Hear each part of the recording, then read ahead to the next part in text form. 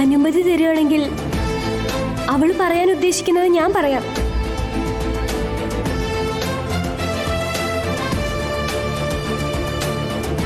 അതായത് നീ അനന്യയെ സഹായിക്കാനാണോ?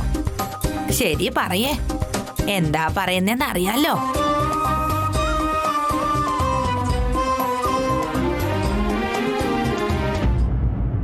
കുടുംബം എന്നാൽ മനുഷ്യരല്ല, ബന്ധങ്ങളാണ്. എത്ര പേരുടെ കൂടെ നമ്മൾ ചേർന്ന് ജീവിക്കുന്നു എന്നതല്ല, അത്രയും പേരുടെ കൂടെ നമ്മൾ എങ്ങനെ ജീവിക്കുന്നു എന്നതിലാണ് കാര്യം. സ്നേഹം, വാത്സല്യം, ബന്ധങ്ങൾ, ഉത്തരവാദിത്തങ്ങൾ എന്ന 4 തൂണുകൾ അടിത്തറയായി നിൽക്കുകയാണെങ്കിൽ അതിനു മുകളിൽ ഒട്ടും തന്നെ നിലതെറ്റാതെ ദൃഢമായി നിലകൊള്ളുന്നതാണ് കുടുംബം.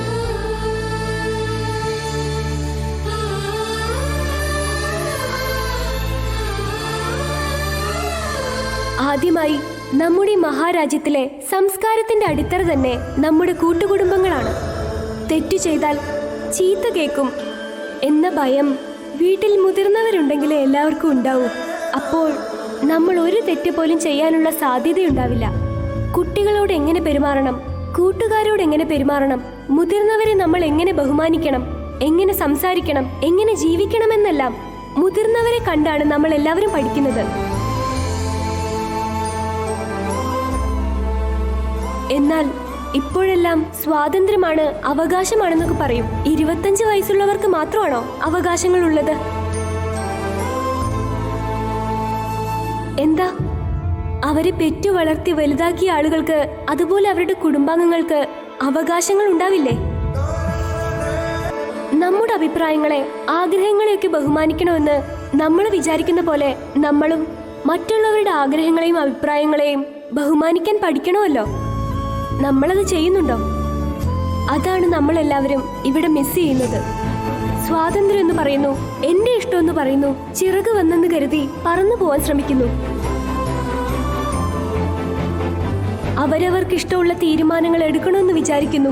ആർക്ക് എങ്ങനെ ജീവിക്കണമെന്ന് ആഗ്രഹിക്കുന്നു അതുപോലെ തന്നെ ജീവിക്കുന്നു. പിരിഞ്ഞു പോകുന്നു, വേറെ അറുത്തു തന്നെ പോകുന്നു. ഒടുവിലായി ഒറ്റമരം പോലെ തനിച്ചാവുന്നു. കയ്യിലിരിക്കുന്ന ഫോണിലേക്ക് നോക്കി ലോകത്ത് നടക്കുന്ന എല്ലാ കാര്യങ്ങളും അറിയാനായി നമ്മൾ നോക്കിക്കൊണ്ടേയിരിക്കുന്നു. എന്നാൽ സത്യം പറയുകയാണെങ്കിൽ നമുക്ക് എന്താണ് വേണ്ടതെന്ന വിഷയം നമ്മൾ എപ്പോഴേ മറന്നുപോയി. അതുകൊണ്ടാണ് കുട്ടികൾ കളിക്കുമ്പോൾ കളിക്കൂട്ടുകാരനായി അച്ഛനുണ്ടാവണം, തെറ്റ് ചെയ്താൽ വഴക്ക് പറയുന്ന അമ്മയുണ്ടാവണം. എന്റെ കൊച്ചുമോനൊരു തങ്കക്കുടം, എന്റെ കൊച്ചുമോളൊരു പൊന്നുംകുടം എന്ന് നമ്മളെ കെട്ടിപ്പിടിച്ച് വാത്സല്യത്തോടെ കൊഞ്ചിച്ച് നമുക്ക് കഥയെല്ലാം പറഞ്ഞു തരുന്ന മുത്തശ്ശനും മുത്തശ്ശിയും അങ്ങനെ എല്ലാവരും ഉണ്ടാവണം. എല്ലാ മനുഷ്യർക്കും ജീവിതത്തിൽ കഷ്ടപ്പാടുകൾ ഉണ്ടാവും. പണം എന്നത് ഒരിക്കലും എല്ലാത്തിനുള്ള പരിഹാരം ആവില്ല. വെറും നമ്മുടെ മനോബലം മാത്രമാണ് നമ്മുടെ പ്രശ്നങ്ങൾ മനസ്സിലാക്കി അതിനൊരു പരിഹാരം കാണാൻ സഹായിക്കുകയുള്ളൂ. ആ മനോബലം നമുക്ക് എവിടെ നിന്ന് കിട്ടും?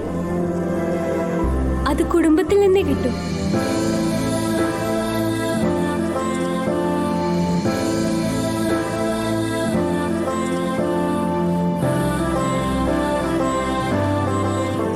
എന്ത് പ്രശ്നം വന്നാലും എനിക്കെന്താ, എന്റെ പിന്നിൽ എന്റെ കുടുംബത്തിൽ ഇത്രയും പേരുണ്ടെന്ന ധൈര്യമാണ് മനോബലം നമുക്ക് തരുന്നത്. ആ ധൈര്യമുള്ളവർ എന്ത് പ്രശ്നം വന്നാലും തോറ്റു പോവില്ല, ഒരിക്കലും പരാജയപ്പെടില്ല.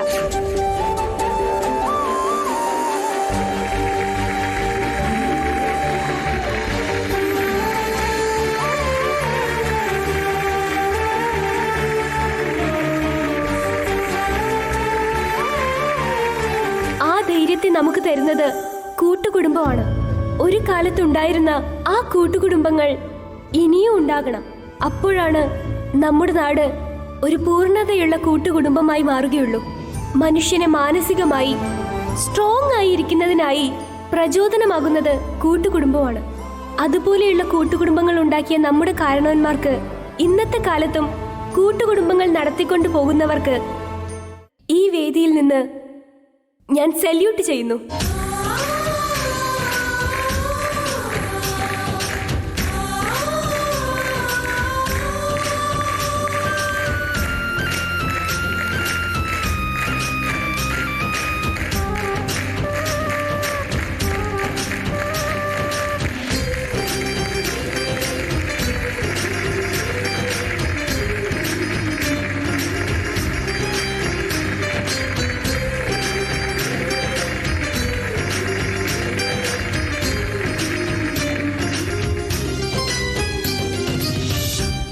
ഇത് തന്നെയല്ലേ അനന്യ നീ പറയണമെന്ന് കരുതിയത്? അതെ മാഡം, ഇവളിപ്പോ പറഞ്ഞ ഓരോ കാര്യങ്ങളും എന്റെ മനസ്സിലുള്ളത് തന്നെയാ. ഐ ലവ് കൂട്ടുകുടുംബം. വീട്ടിൽ വാ തുറന്ന ന്യൂക്ലിയർ കുടുംബം എന്ന് പറയുന്നവളാ. ഇത് എന്റെ മകള് തന്നെയാണോ ഐ ലവ് കൂട്ടുകുടുംബം എന്നൊക്കെ പറയുന്നത്? ജഡ്ജസ്, നിങ്ങൾ മാർക്കിടാനൊക്കെ തയ്യാറായിട്ടിരിക്കുമല്ലേ? വിജയികളെ അനൗൺസ് ചെയ്യൂ സർ.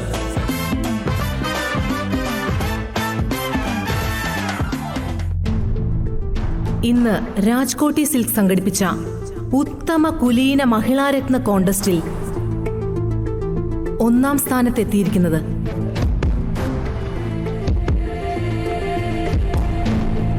കുമാരി അനന്യ.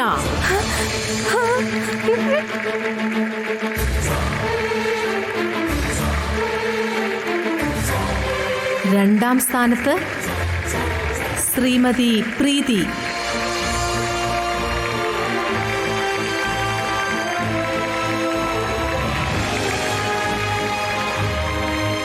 നിങ്ങൾ രണ്ടുപേർക്കും ബഹുമാനപ്പെട്ട മന്ത്രിയാണ് ഇവിടെ വെച്ച് സമ്മാനങ്ങൾ തരാൻ പോകുന്നത്.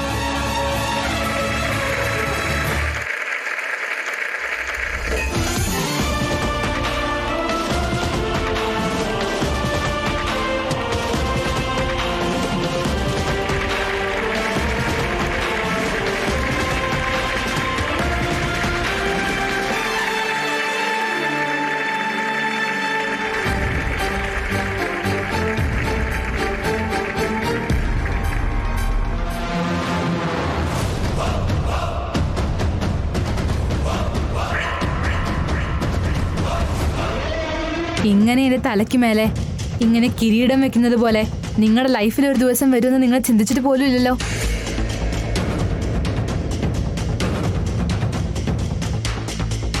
ഞാൻ എന്റെ കൈകൊണ്ട് കിരീടം വെക്കുന്നതിന് എന്റെ മുന്നിൽ ഇങ്ങനെ തലകുനിച്ച് നിൽക്കേണ്ടി വരുമെന്ന് നീയും കരുതിയിട്ടുണ്ടാവില്ലല്ലേ?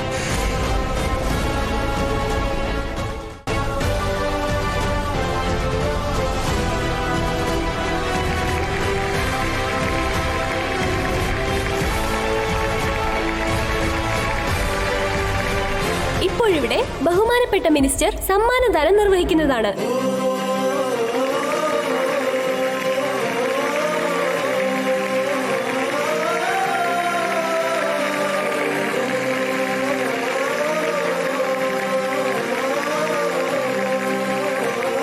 എനിക്കൊരു റിക്വസ്റ്റ് ഉണ്ട് മിനിസ്റ്റർ സാർ.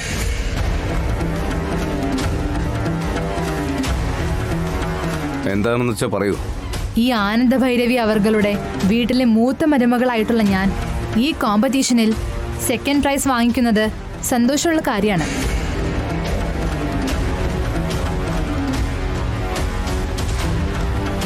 എന്നാൽ ഞങ്ങളെ ലൈഫിൽ മുന്നേറണം, ഞങ്ങൾ നല്ല ഉയർച്ചയിൽ എത്തിച്ചേരണമെന്ന് ആഗ്രഹിച്ചിട്ടുള്ള ഞങ്ങളുടെ ബിസിനസ് മാഗ്നറ്റിന്റെ കൈകൊണ്ട് ഈ സമ്മാനം ഞാൻ വാങ്ങണമെന്ന് ആഗ്രഹിക്കുന്നു. എനിക്ക് മനസ്സിലായി കുട്ടി. ആനന്ദ ഭൈരവിയുടെ കൈകൊണ്ട് തന്നെ ഈ ബഹുമതി വാങ്ങണമെന്ന് വിചാരിക്കുന്നു, അങ്ങനെയല്ലേ? ഞാൻ പറഞ്ഞത് സാറിന് ശരിക്കും മനസ്സിലായിട്ടില്ലെന്ന് തോന്നുന്നു. ഞാനിപ്പോ പറഞ്ഞത് ഞങ്ങളുടെ ബിസിനസ് മാഗ്നറ്റിന്റെ കയ്യിൽ നിന്നും വാങ്ങിക്കണം എന്നുള്ളതാണ്.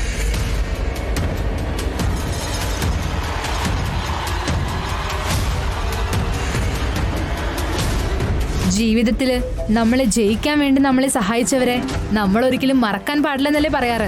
അതുപോലെ ഞങ്ങൾ മുന്നേറണമെന്ന് ആഗ്രഹിക്കുന്ന ഒരു ദൈവതുല്യനായ വ്യക്തിയുടെ കൈകൊണ്ടാണ് ഈ സമ്മാനം ഞാൻ വാങ്ങണമെന്ന് ആഗ്രഹിക്കുന്നത്. അദ്ദേഹം ഈ കൂട്ടത്തിലുണ്ടോ മോളെ? വന്നിട്ടുണ്ട് സാർ. എനിക്ക് വേണ്ടിയാണ് വന്നിട്ടുള്ളത്. എന്നെ അനുഗ്രഹിക്കാൻ വേണ്ടി മാത്രമാണ് ഇങ്ങോട്ട് വന്നത്. നീലകണ്ഠൻ സാർ.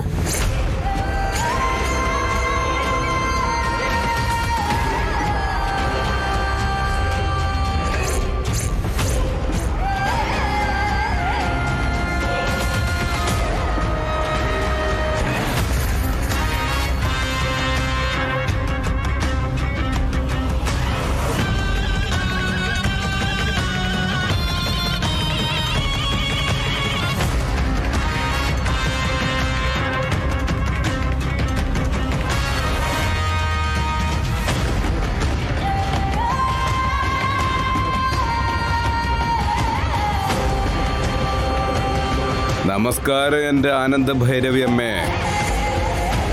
സുഖമായിരിക്കുന്നോ? നിനക്ക് സുഖമായിരിക്കുമല്ലോ എന്നും. ഒരു കാലത്ത് ഈ കൈകൊണ്ട് തന്നെയല്ലേ നിനക്കും ഞാൻ സഹായം ചെയ്തത്. അതുകൊണ്ടല്ലേ ഇത്രയും ഉയരത്തിൽ എത്തിച്ചേർന്നത്. അതേ നല്ല മനസ്സുകൊണ്ട് നിന്റെ മരുമകൾക്കും ബിസിനസ്സിൽ മുന്നേറാൻ വേണ്ടി സഹായം ചെയ്തിട്ടുണ്ട് ഞാൻ.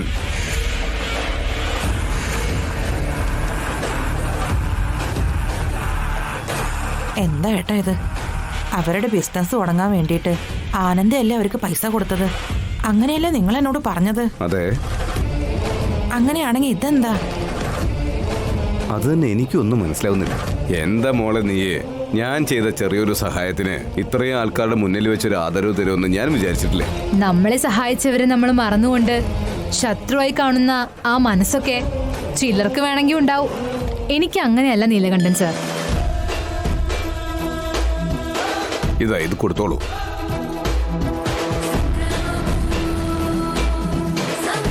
വാങ്ങിക്കും മോളെ.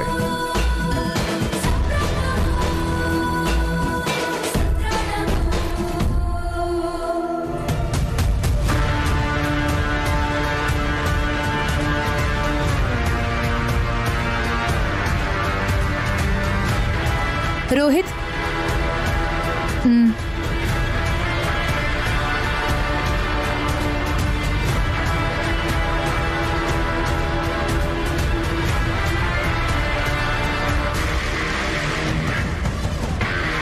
നീലകണ്ഠൻ സാറിന്റെ അടുത്തുനിന്ന് നമുക്ക് അനുഗ്രഹം വാങ്ങാം.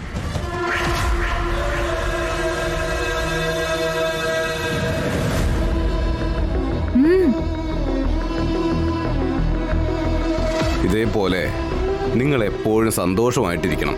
വളരെ നന്നായിട്ട് ബിസിനസ് ചെയ്ത് നിന്റെ അമ്മായിയമ്മയേക്കാൾ ഉയർച്ചയിലെത്തണമെന്ന് ഞാൻ ആശീർവാദം ചെയ്യുകയാണ്.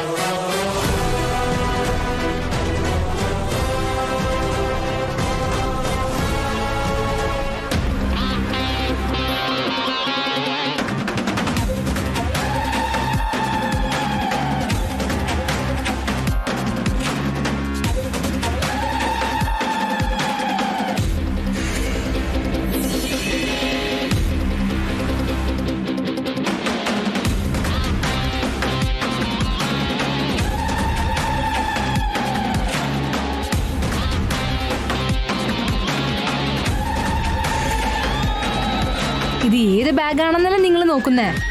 നിങ്ങൾ ഞങ്ങൾക്ക് തന്ന ആ ബാഗ് തന്നെയാണിത്.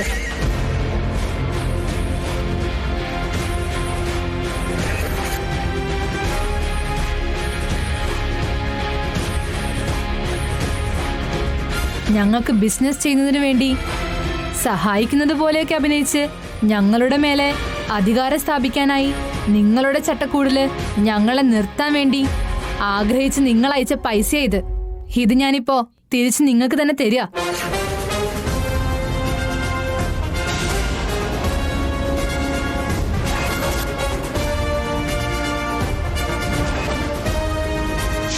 ആ വിശ്വനാഥൻ എന്ന ആളെ നിങ്ങളുടെ ചെറിയമ്മ ഇങ്ങോട്ട് അയച്ചത് അവര് പൈസ തരാൻ വാങ്ങിക്കോന്ന് പറഞ്ഞതും നിങ്ങൾ ശരിയെന്ന് പറഞ്ഞ തലയാട്ടിയതും ഞാൻ കണ്ടില്ലെന്നാണോ വിചാരിച്ചത്?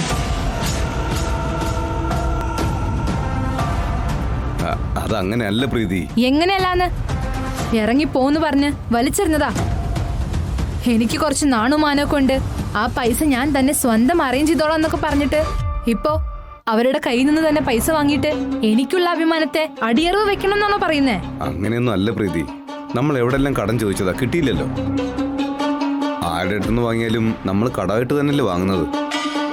ആ കടം ചെറിയമ്മയുടെ കയ്യിൽ നിന്ന് തന്നെ.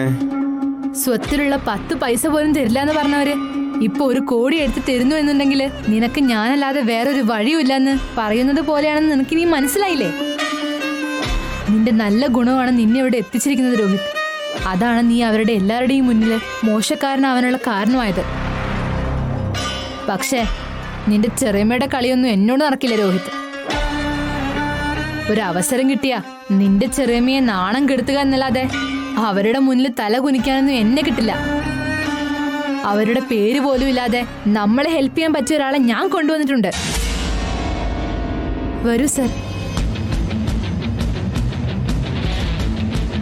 ആ എന്താ മോനെ രോഹിത്, നന്നായിരിക്കുന്നോ? ഈ നീലകണ്ഠൻ സാറാണ് നമ്മുടെ ബിസിനസ്സിനുള്ള പൈസ തരാൻ പോകുന്നത്. പ്രീതി, ഇതിൽ കൂടുതൽ നീ ഒന്നും പറയണ്ട രോഹിത്. മോൻ എൻ്റെ കയ്യിൽ നിന്ന് കാശ് വാങ്ങില്ല എന്ന് പറയുന്നതിന് ഉറപ്പായിട്ടും നിന്റെ അടുത്തൊരു കാരണം ഉണ്ടാവുമല്ലോ. എന്താണത്? മോന്റെ ചെറിയമ്മയുടെയും ഈ സാറിന്റെയും ഇടയിലുള്ള പകയല്ലേ അത്? ആ അത് തന്നെ. അപ്പൊ നിനക്കും നിന്റെ ചെറിയമ്മയ്ക്കും ഇടയില് വേറൊരു തരത്തിലുള്ള പകയൊന്നും ഇല്ലല്ലോ. അപ്പോ സ്വന്തം മകനെ പോലെ നീ ചോദിക്കുമ്പോ അവർക്കുള്ള സ്വത്തിൽ നിന്ന് കുറച്ചെടുത്ത് നിങ്ങൾക്ക് തരുമ്പോ എന്ത് സംഭവിക്കാനാ? എന്താ അവര് തരാത്തത്? നിങ്ങൾ ബിസിനസ് തുടങ്ങിയാൽ അവരെക്കാൾ ഒരുപാട് ഉയരത്തിലെത്തുമെന്ന് അവർക്കത് നന്നായിട്ട് അറിയാം. അതുകൊണ്ടാ അങ്ങനെ വല്ലതും നടന്നു കഴിഞ്ഞാൽ നിങ്ങളുടെ വിജയത്തിന്റെ പിന്നില് അവർക്കാർക്കും യാതൊരു പങ്കുമില്ലാത്ത പോലെ ആവില്ലേ? ഇപ്പോ നിങ്ങൾക്ക് കുറച്ച് പൈസ തന്ന അവര് സഹായിച്ചെന്ന് വിചാരിക്കേ. അപ്പോ നിങ്ങൾ ബിസിനസ്സിൽ സക്സസ്ഫുൾ ആയിട്ട് നല്ല നിലയിലേക്ക് എത്തും. അപ്പോ അയ്യോ, അവർക്ക് ഞാൻ കാശ് കൊടുത്തത് കൊണ്ടാണ് അവർ ഈ നിലയിലേക്കൊക്കെ വളർന്നത് എന്ന് പറയും. ഇതാ അവരുടെ പ്ലാന്. നിങ്ങൾ അവരോടൊപ്പം ചേർന്ന് ബിസിനസ് ചെയ്താലും രാജ്കോട്ടി സിൽക്സിന് നിന്റെ തലയിലുള്ളതും പലപ്പോഴൊക്കെ ആയിട്ട് ഉപയോഗപ്പെട്ടിട്ടുള്ളതല്ലേ. പക്ഷെ എന്നിട്ടും എല്ലാ ക്രെഡിറ്റും നിന്റെ ചെറിയമ്മയ്ക്കല്ലേ പോകുന്നത്.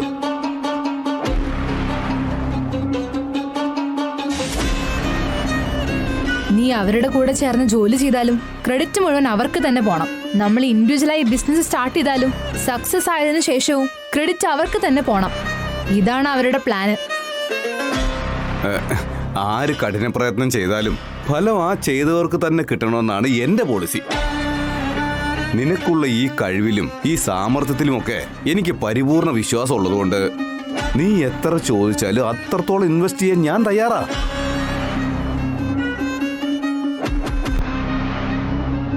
വലുതായി ഒന്നും ആലോചിക്കേണ്ട മോനെ, ഇതൊക്കെ നിന്റെ നല്ലതിന് വേണ്ടിയിട്ടാ പറയുന്നത്. അതിലൊന്ന് ഒപ്പിട്ടേക്കേ. എടാ മാനേജരെ, ആ ചെക്ക് ബുക്ക് വേഗം എടുത്തു കൊടുക്കടാ.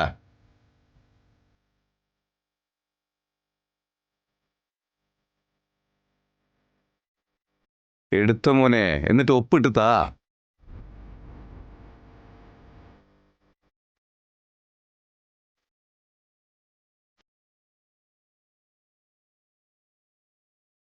പ്ലീസ് രോഹിത്, നിന്റെ മേലെ ഞങ്ങൾക്ക് എല്ലാവർക്കും ഒരു വിശ്വാസമുണ്ട്.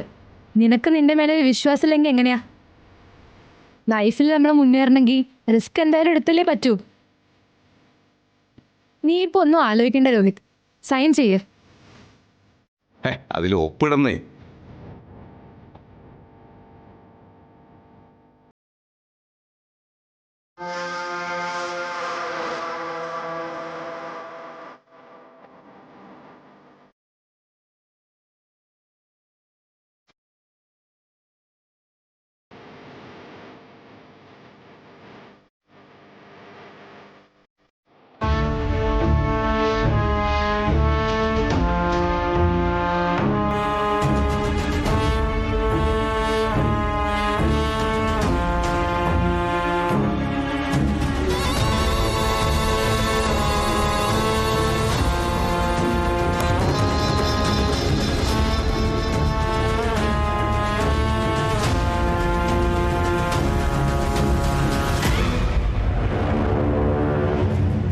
ശുഭം.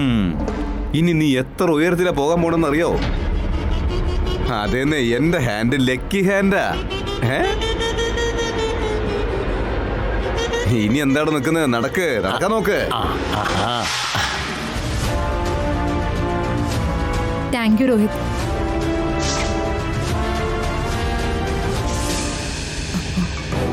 പത്ത് പേരുടെ മുന്നിൽ വെച്ച് നാണം കെടുത്താനാണല്ലേ നീ ഇത് ചെയ്തത്? നിങ്ങളുടെ സഹായം ഇല്ലാതെ ഞങ്ങൾക്ക് വിജയിക്കാൻ പറ്റുമെന്ന് നിങ്ങളെ അറിയിക്കാൻ വേണ്ടിയാ ഈ പൈസ ഇതുവരെയും നിങ്ങൾക്ക് തിരിച്ചു തരാതിരുന്നേ.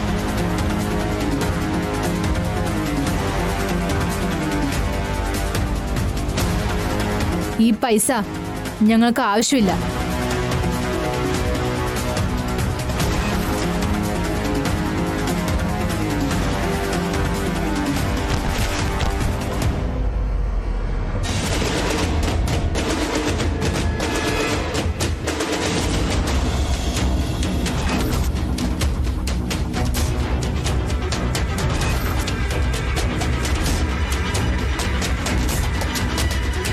എങ്ങനെയുണ്ട് ചെറിയമ്മേ എന്റെ റിവെഞ്ച്? ഫൂളിഷായിട്ട് തോന്നുന്നുണ്ട്. നിന്നെ എന്റെ വീടിന്റെ മൂത്ത മരുമകളായിട്ട് എന്റെ ചേച്ചി ഇതുവരെയായിട്ടും അംഗീകരിച്ചിട്ടില്ല. അപ്പോ അവര് ചെയ്തത് തെറ്റെന്ന് ഞാൻ വിചാരിച്ചു. പക്ഷേ ഞാൻ വിചാരിച്ചതാ തെറ്റ്. എങ്കിലും എന്റെ ചേച്ചി നിന്നെ നിർത്തേണ്ട സ്ഥാനത്ത് തന്നെയാണ് നിർത്തിയിരിക്കുന്നത്.